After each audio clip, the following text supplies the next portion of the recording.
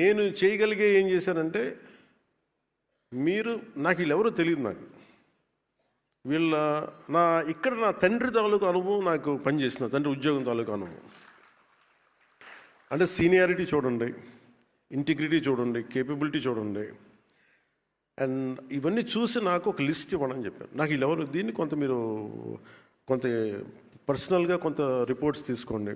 అలాగే దాంతోపాటు ప్రతి మంత్రి గారు కానీ ఎమ్మెల్యేస్ కానీ ఏమి ఇచ్చినా కానీ వాళ్ళ లిస్ట్ కూడా తీసుకోండి. వాళ్ళు కూడా జనరల్గా సిఫార్సులు చేస్తారు, మాకు ఈ అధికారి కావాలి, ఈ అధికారి కావాలంటే నేనేం చెప్పానంటే, ఎవరిని డిసప్పాయింట్ చేయొద్దు, కానీ మీరు ఒక ఫ్రేమ్వర్క్ పెట్టండి. ఒక అధికారికి ట్రాన్స్ఫర్ కావాలన్నా, ప్రమోషన్ కావాలన్నా ఒక ఫ్రేమ్వర్క్ పెట్టండి. ఆ ఫ్రేమ్వర్క్లో గౌరవ మంత్రి వర్గ సభ్యులు ఇచ్చినా, గౌరవ ఎమ్మెల్యేలు ఇచ్చినా కానీ మీరు ఆ ఫ్రేమ్వర్క్లో పడితే ప్లీజ్ యాక్సెప్ట్ ఇట్. ఆ ఫ్రేమ్వర్క్లో పడపోతే అది నేను చెప్పినా కానీ చేయగలను.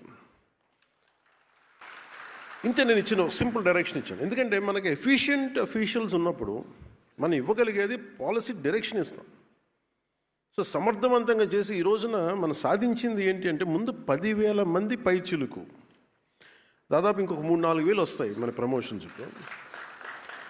ఇది ఉమ్మడి ఆంధ్రప్రదేశ్లో కూడా జరగలేదు. ఈరోజుకి నాకు మన తెలంగాణలో జరిగిందో లేదు కూడా నాకు ఇంకా తెలియదు. ఐ థింక్ ఇది ఇంకా ఇలాంటి రిఫార్మ్స్ ఇంకా అక్కడ ఇంత పదోన్నతులు ఇంకా అక్కడ జరిగినట్లేదు.